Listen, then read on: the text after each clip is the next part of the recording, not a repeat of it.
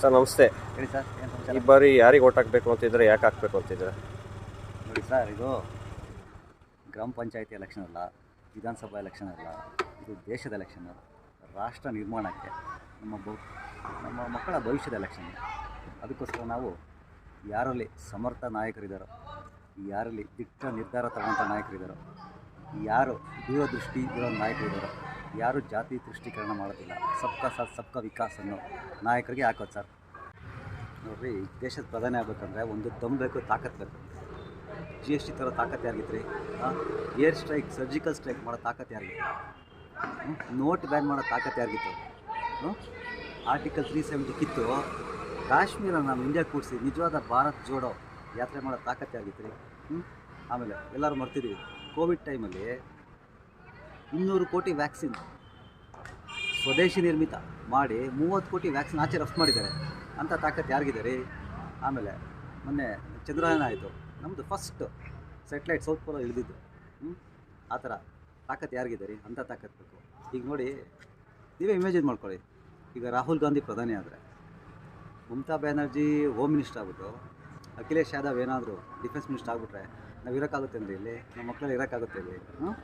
So ನಮಗೆ ಬೇಕಾಗಿರೋದು Modi team. ನೋಡಿರಿ ಎಂತೆಂಥರಿದ್ರು ಮೋದಿ ಟೀಮಲ್ಲಿ. ಜೇಮ್ಸ್ ಬಾಂಡ್ 007 ಯಾರು ಹೇಳಿ? Ajit Doval, national security advisor. ಮತ್ತು ಯಾರು? ಜೈಶಂಕರ್, ಮಹಾತಾಂತ್ರಿಕ. ಮತ್ತು ನಮ್ಮ ನಿತಿನ್ ಗಡ್ಕರಿ ಅವರು ಡೈಲಿ 28 ಕಿಲೋಮೀಟ್ರ್ ರೋಡ್ ಮಾಡ್ತಾನೆ ಅವರೇ, ಬಿಟ್ಟರೆ ನಮ್ಮ ಮನೆ ಮೇಲೆ ರೋಡ್ ಹಾಕ್ಬಿಡ್ತಾರೆ. ಸೊ ನಮಗೆ ಬೇಕಾಗಿರೋದು ಅಂಥ ಟೀಮು. ಈಗ ನಮ್ಮ ಭಾರತದ ರಾಜತಾಂತ್ರಿಕತೆ ಬಗ್ಗೆ ಹೇಳ್ತೀನಿ ಕೇಳಿ. ಮೊನ್ನೆ ರಷ್ಯಾ ಯುಕ್ರೇನ್ ವಾರ ಆಯಿತು ನೋಡಿ, ಏನು ಮಾಡೋರು? ಅರ್ಧ ದಿವಸ ರಷ್ಯಾ ಯುಕ್ರೇನ್ ವಾರ ನಿಲ್ಲಿಸಿ ಅಲ್ಲಿ ಹೋಗಿ ಇವರು ನಮ್ಮ ಭಾರತೀಯನ ಎತ್ಕೊಂಬಂದಿದ್ದಾರೆ. ಅದ್ರ ಜೊತೆಗೆ ಪಕ್ಕ ಪಾಕಿಸ್ತಾನ ಯುಕ್ರೇನ್ನ ಎತ್ಕೊಂಬಂದಿದ್ದಾರೆ. ಗೊತ್ತಾಯ್ತಾ? ಅವರು ದಂಗೆ ಬಿಡ್ಬಿಟ್ಟಿದ್ದಾರೆ. ಇನ್ನು ಮೊನ್ನೆ 8 ಜನ ಎಕ್ಸ್ ನೇವಿ ಆಫೀಸರ್ಸ್ನ ಮರದಲ್ಲೇ ವಿಧಿಸ್ಬಿಟ್ಟಿದ್ರು, ಅವನ್ನ ಕರ್ಕೊಂಬಂದಿದ್ದಾರೆ. ಇಂಥ ತಾಕತ್ತು ಬೇಕು ರೀ? ಹೋಗ್ಲಿ, ಅದೆಲ್ಲ ಬಿಟ್ಬಿಡಿ. ಬಗ್ಗೆ ಅಭಿವೃದ್ಧಿ ಬಗ್ಗೆ ಮಾತಾಡ್ತೀನಿ ಕೇಳಿ. ಜಸ್ಟು 60 ವರ್ಷಕ್ಕಿಂತ ಮುಂಚೆ ಆಗಿದ್ದ ಅಭಿವೃದ್ಧಿಗೂ ಈ ಕಳೆದ 10 ವರ್ಷದಲ್ಲಿ ಆಗಿದ್ದ ಅಭಿವೃದ್ಧಿಗೂ ನೋಡ್ಕೊಳ್ಳಿ, 10 ಪಟ್ಟು ಜಾಸ್ತಿ ಆಗಿದೆ.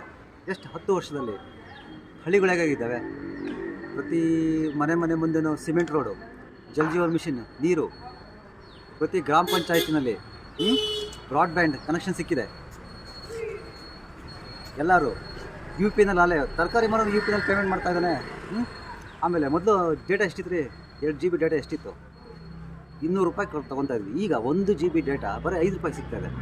ಬಡವ್ರ ಮಕ್ಕಳ ಹತ್ರ ಲ್ಯಾಪ್ಟಾಪ್ ಇದ್ದಾರೆ, ಎಲ್ಲರೂ ಕ್ಲಾಸ್ ಕೇಳ್ತಾರೆ. ಸೊ ಅಂಥ ಟ್ರಾನ್ಸ್ಫಾರ್ಮೇಷನ್ ಹಳ್ಳಿಲಾಗಿದೆ. ಆಮೇಲೆ ಇನ್ನೊಂದು 100% ರೂರಲ್ ಎಲೆಕ್ಟ್ರಿಫಿಕೇಷನ್ ಆಗಿದೆ. ಈಗ ನೋಡಿ, ಇದು ನಾನು ಅದಕ್ಕೆ ಹೇಳ್ತಾ ಇರೋದು, ಇದು ಗ್ರಾಮ ಪಂಚಾಯತಿ ಎಲೆಕ್ಷನ್ ಅಲ್ಲ, ದೇಶದ ಎಲೆಕ್ಷನ್ ಅಂತ ಹೇಳ್ಬಿಟ್ಟು. ನಾರ್ತ್ ಈಸ್ಟರ್ನ್ ಸ್ಟೇಟಲ್ಲಿ ಹಳ್ಳಿಗಳು ಎಷ್ಟೋ ಕಿಲೋಮೀಟ್ರ್ ದೂರ ಇದೆ, ಬೆಟ್ಟದ ಮೇಲೇ ಕಂಬಗಳು ಹಾಕಿ ಎಲೆಕ್ಟ್ರಿಫಿಕೇಷನ್ ಮಾಡಿದ್ದಾರೆ. ಸೊ ಅದಕ್ಕೋಸ್ಕರ ಮೋದಿ ಬೇಕು ಅಂತ ಹೇಳ್ತಾರೆ. 2014ರಲ್ಲಿ ನಮ್ಮ ದೇಶದ ಆರ್ಥಿಕತೆ 11ನೇ ಸ್ಥಾನದಲ್ಲಿತ್ತು. ಈಗ 3ನೇ ಸ್ಥಾನಕ್ಕೆ ಬಂದಿದ್ದೀವಿ. 4 ಟ್ರಿಲಿಯನ್ ಎಕಾನಮಿ ದಾಟಿದೆ. ನಮ್ಮ ಮೋದಿಯವ್ರ ಪ್ರಕಾರ ಇವಾಗ 2047ಗೆ 100 ವರ್ಷ ಇಂಡಿಪೆಂಡೆನ್ಸ್ ಆದಾಗ ನಮ್ಮ ಭಾರತ ಸೂಪರ್ ಪವರ್ ಆಗಬೇಕು ಅಂತ ಹೇಳಿದ್ದಾರೆ. ಸೊ ಆ ದಿಟ್ಟಿಂದ ನಾವು ಹೆಜ್ಜೆ ಆಗ್ತಾಯಿದ್ದೀವಿ. ಮೋದಿಗೆ ಮಕ್ಕಳು ಮೊಮ್ಮಕ್ಕಳು ಯಾರೂ ಇಲ್ಲ. ಅವರು ದಿನದ 24 ಗಂಟೆ ದೇಶಕ್ಕೋಸ್ಕರ ಕೆಲಸ ಮಾಡ್ತಾರೆ. ಅವರು ದೇಶದ ಪೂಜಾರಿ. ಅಂಥವ್ರಿಗೆ ನಮ್ಮ ಓಟು.